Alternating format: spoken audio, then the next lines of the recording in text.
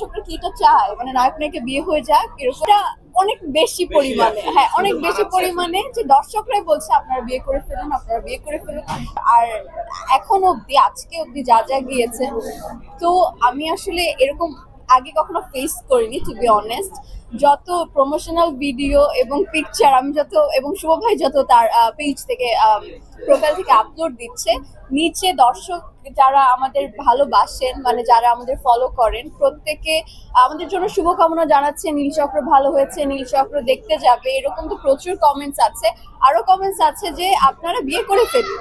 হ্যাঁ, এবং এটা অনেক বেশি পরিমাণে, হ্যাঁ অনেক বেশি পরিমাণে যে দর্শকরাই বলছে আপনারা বিয়ে করে ফেলুন, আপনারা বিয়ে করে ফেলুন। আই এম লাইক, মানে দর্শকরা কি এটা চায়, মানে নায়ক নায়িকা বিয়ে হয়ে যাক এরকম, আমি আমি আসলে জানি না।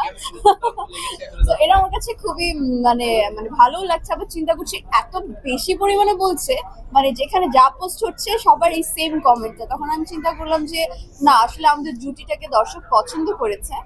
সো এতটাই বেশি পছন্দ করেছে যে তারা চাচ্ছে যে আমরা একসাথে হয়ে যাই, মানে এটা তো সম্ভব না।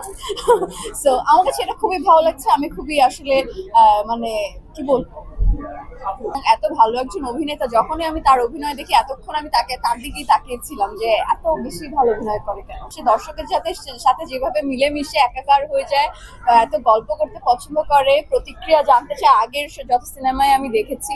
তো এইবারও থাকলে প্রমোশনের দিক থেকে আমরা আরো এগিয়ে থাকতাম। সো অতটুকু আমরা পারিনি, এই তো।